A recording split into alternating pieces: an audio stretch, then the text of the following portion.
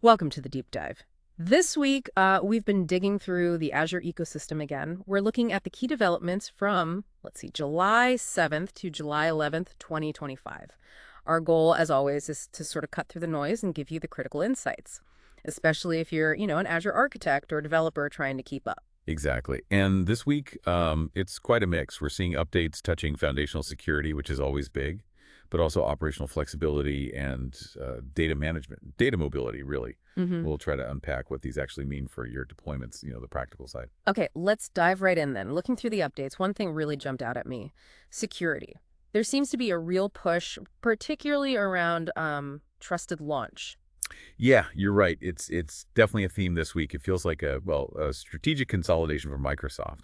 They're clearly trying to make these stronger security postures the baseline, the default. Right, making it easier to be secure from the get-go. So we saw, 3 related updates on trusted launch for VMs and scale sets. First up was the general availability of trusted launch for existing virtual machine uniform scale sets, so you can upgrade current ones. Then there's a private preview. This one's for enabling trusted launch on existing flex scale sets. Similar idea, but for the flex type. Right, covering the other major scale set model. And finally, maybe the biggest one: a public preview making trusted launch the default for new Gen2 VMs and scale sets.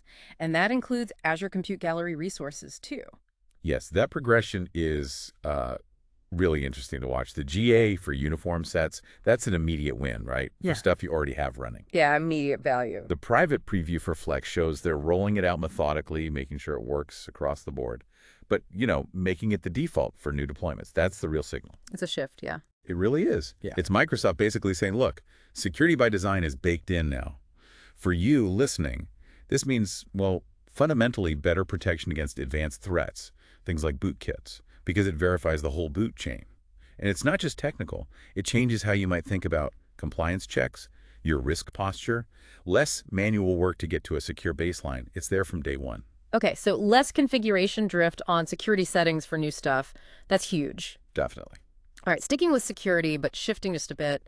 Network management, we saw something pretty useful become generally available: customer-controlled maintenance for Azure Firewall.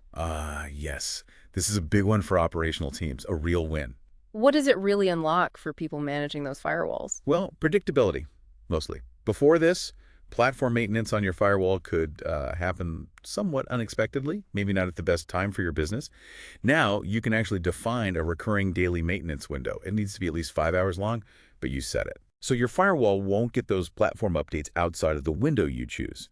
It gives you control, minimizes disruption. It's about aligning maintenance with your operational needs, not the other way around. Right, so no more holding your breath during peak hours hoping the firewall doesn't decide to update itself. You can schedule it for 2 a.m. on a Sunday. Exactly. Peace of mind for those critical network paths. Definitely a relief for ops teams. Okay, and sticking with this theme of finer control, Azure File Sync. For folks managing files across on-prem and the cloud, there's a new RBAC feature, right? Granular RBAC. That's right. Generally available now. Granular role-based access control, specifically for Azure File Sync. What's the practical difference here? It tackles a common security and operational headache. Whoa. Before, permissions could be a bit too broad. Yeah. Now, Azure File Sync has 2 new dedicated built-in roles. There's Azure File Sync Administrator and Azure File Sync Reader. Oh. So this lets you grant just the permissions needed to manage the sync service itself, or just view its status, without, giving away keys to the entire storage kingdom, the whole storage account, or subscription. The principle of least privilege in action. Precisely. It means you can delegate tasks more safely. Maybe one team manages the sync setup, another just monitors it. More secure, more efficient, less risk. That makes a lot of sense. Always good to see more granular controls. Okay, let's switch gears a bit.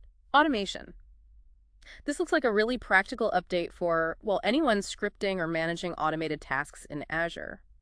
Azure Automation now has general support for PowerShell 7.4 and Python 3.0 or runbooks and the runtime environment itself. Yeah, this is pretty crucial, actually. Keeping those runtimes up to date is important. So what's the immediate benefit? Why should people care about these specific versions? Well, mainly because the older versions are heading out of support or are already out. This GA means you can now easily upgrade your existing PowerShell and Python scripts running in Azure Automation to versions that are actually supported, modern, It's not just about new language features, though you get those too. It's about compatibility, ongoing security patches for the runtimes, and frankly, reducing technical debt. Right. You want your automation built on solid, supported foundations. This lets you build more robust, efficient, and secure automation workflows. Less chance of things breaking unexpectedly due to old runtimes. Keeps everything current and minimizes those late-night calls when a script suddenly fails. Good stuff. Okay, moving into the data realm now. First, something for Azure VM backups. It's now generally available. You can migrate Azure VM backups from a standard policy to an enhanced policy. Yes, this is a significant upgrade for your backup strategy, potentially. How so? What does enhanced get you? The main thing with the enhanced policy is frequency and retention. It lets you schedule multiple backups per day. I think it's up to every 4 hours now. Ah, okay. More frequent snapshots. Exactly. And you can also retain those snapshots for longer periods if needed. So for you, this means more recovery points throughout the day, much finer granularity.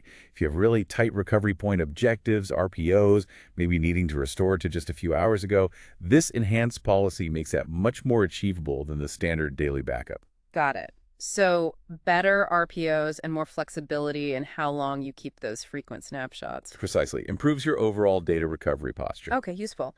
And still on data, but maybe broader. Multi-cloud and migrations. There was a really interesting preview announced, Azure Storage Mover. Yes. This one caught my eye too. It's the public preview of Azure Storage Mover. And the big news is it now supports free direct migration from AWS S3 to Azure Blob storage. Free and direct from S3. That's the headline. Azure Storage Mover itself is a fully managed Azure service, and it's free to use. Now they've added this cloud-to-cloud capability, specifically S3 to Blob.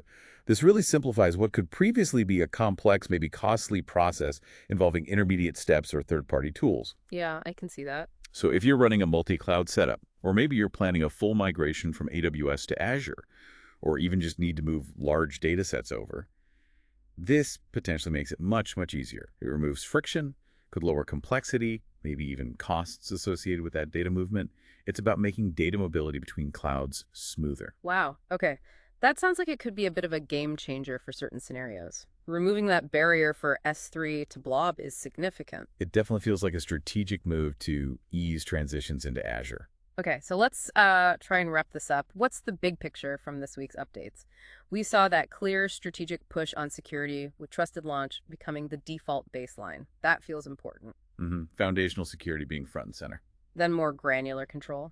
Azure Firewall maintenance windows, finer RBAC for file sync, giving admins more power over operations. Right, operational maturity features. Modernizing automation with those updated PowerShell and Python runtimes in Azure Automation, keeping things current. Yep, essential maintenance and future-proofing. And then on the data side, better backup options with enhanced policies for VMs, and this really interesting, potentially very impactful direct S3 to Blob migration path via Storage Mover. Yeah, streamlining data protection and cross-cloud data movement. So maybe the question this week, for you listening, is how do these kinds of shifts, like making Trusted Launch the default or offering free direct S3 migration, how might these fundamentally change how you think about designing your infrastructure or planning your operations in Azure over the next, say, 6 to 12 months? Are there ways you can now leverage these things to simplify your architecture, maybe boost your security without adding complexity or cost, or perhaps accelerate plans you had on the back burner? Yeah, lots to chew on there. How can you use these new defaults and capabilities to your advantage? Good question. All right, that's our deep dive into this week's key Azure updates. Thanks for joining us.